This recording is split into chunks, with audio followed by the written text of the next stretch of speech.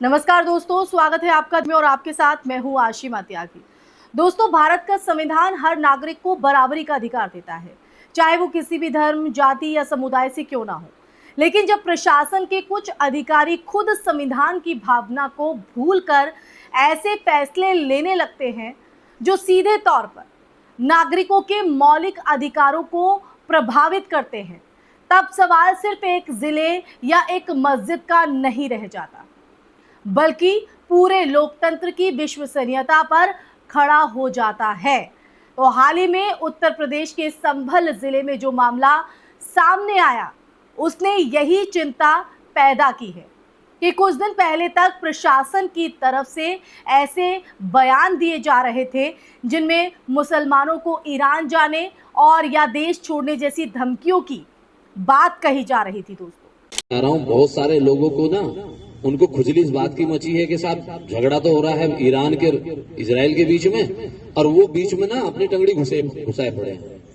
भाई अगर इतनी दिक्कत है तो आप बैठ जाओ जहाज में। जब जहाज लेने जा रहा है वहां ईरान में फंसे हुए भारतीयों को, तो जहाज में बैठ जाओ और चले जाओ और जाओ लड़ो ईरान की तरफ से, लौट के आ जाओ। लेकिन अब उसी मामले में इलाहाबाद हाई कोर्ट ने प्रशासन को ऐसी फटकार लगाई है जिसने पूरे घटनाक्रम को राष्ट्रीय बहस का विषय बना दिया है। तो दोस्तों, चर्चा को आगे बढ़ाते हैं और पूरी जानकारी आपको देते हैं जो सीधा कहीं ना कहीं आप लोगों से भी जुड़ी हुई है और आपके लिए बेहद महत्वपूर्ण हो जाती है।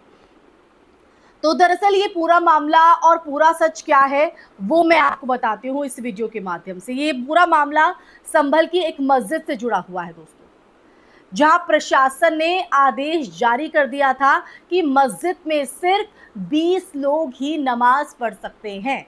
प्रशासन की तरफ से आदेश जारी हुआ और प्रशासन का तर्क था कि अगर ज्यादा लोग नमाज पढ़ने के लिए इकट्ठा होंगे तो जो कानून व्यवस्था है, कानून व्यवस्था की समस्या पैदा हो सकती है। लेकिन इस आदेश को अदालत में चुनौती दी गई। याचिकाकर्ता की अगर बात करें तो उनका कहना था कि ये जो फैसला है न सिर्फ धार्मिक स्वतंत्रता के अधिकार का उल्लंघन है, बल्कि प्रशासन की तरफ से एक तरफा और मनमाना कदम भी है। दोस्तों, जब ये मामला इलाहाबाद हाई कोर्ट पहुंचा तो सुनवाई के दौरान अदालत ने प्रशासन के रवैये पर गंभीर सवाल खड़े कर दिए। हाई कोर्ट की बेंच ने बेहद सख्त टिप्पणी यहां पर करते हुए कहा कि अगर जिला अधिकारी और पुलिस अधीक्षक को ये लगता है कि मस्जिद में नमाजियों की जो संख्या है वो बढ़ने से कानून व्यवस्था बिगड़ सकती है, तो उन्हें अपने पद पर बने रहने का कोई अधिकार नहीं है। अदालत ने साफ शब्दों में कहा कि ऐसे अधिकारी या तो अपने पद से इस्तीफा दे दें या फिर संभल से बाहर तबादले की मांग करें। अब अदालत की ये जो टिप्पणी है, अदालत की ये टिप्पणी केवल एक प्रशासनिक आदेश की आलोचना नहीं थी, बल्कि ये उस सोच पर भी एक सवाल था जिसमें नागरिकों के अधिकारों को संभावित कानून व्यवस्था के नाम पर सीमित कर दिया गया है, कर दिया जाता है। तो दोस्तों, भारतीय संविधान का अनुच्छेद 25 हर नागरिक को धर्म की स्वतंत्रता देता है, और इसका मतलब अगर हम बात करें तो उसका मतलब ये है कि कोई भी व्यक्ति अपने धर्म का पालन, प्रचार और प्रसार कर सकता है जब तक कि वो सार्वजनिक व्यवस्था और कानून का उल्लंघन ना करे। लेकिन सवाल यहाँ पर यह उठता है कि क्या केवल इस आशंका के आधार पर कि भीड़ बढ़ सकती है, किसी धार्मिक स्थल पर लोगों की संख्या तय कर देना संविधान की भावना के अनुरूप है दोस्तों? और अदालत की टिप्पणी से यही जो संकेत है वो मिलता है कि प्रशासन को कानून व्यवस्था बनाए रखने के लिए अधिकार जरूर दिए गए हैं, लेकिन उन अधिकारों का इस्तेमाल नागरिकों की स्वतंत्रता को अनावश्यक रूप से सीमित करने के लिए नहीं किया जा सकता।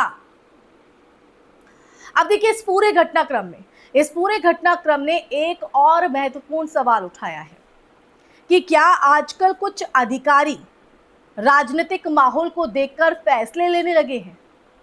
पिछले कुछ सालों में आप देखिए, पिछले कुछ सालों में कई ऐसे मामले सामने आए हैं जहां प्रशासनिक अधिकारियों के बयान या फैसले विवाद का कारण बने।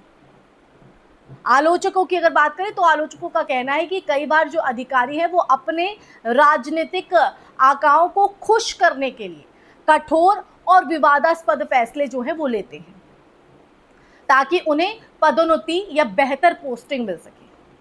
हालांकि अगर बात करें प्रशासनिक सेवा की, तो प्रशासनिक सेवा का जो मूल सिद्धांत है वो यही है कि अधिकारी संविधान और कानून के प्रति जवाबदेह होते हैं और किसी राजनीतिक दल या नेता के प्रति नहीं।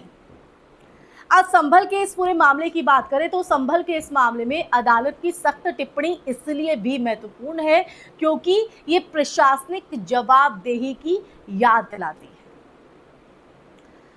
न्यायपालिका का जो काम है वो केवल विवादों का निपटारा करना नहीं, सिर्फ उसका निपटारा करना नहीं होता है, बल्कि ये सुनिश्चित करना भी होता है कि राज्य की शक्ति का इस्तेमाल संविधान के दायरे में रहकर ही किया जाए। अब अगर अदालतें समय समय पर हस्तक्षेप ना करें तो कई बार जो प्रशासनिक फैसले हैं वो नागरिक अधिकारों पर गंभीर असर डाल सकते हैं। अब ये जो घटना है वो एक व्यापक संदेश भी देती है। भारत एक लोकतांत्रिक गणराज्य है और जहां राज्य की हर संस्था, चाहे वो सरकार हो, प्रशासन हो या पुलिस, संविधान के प्रति जवाबदेह है। किसी भी अधिकारी की पहली जिम्मेदारी कानून और संविधान की रक्षा करना है दोस्तों, ना कि किसी विशेष राजनीतिक या वैचारिक एजेंडे को लागू करना।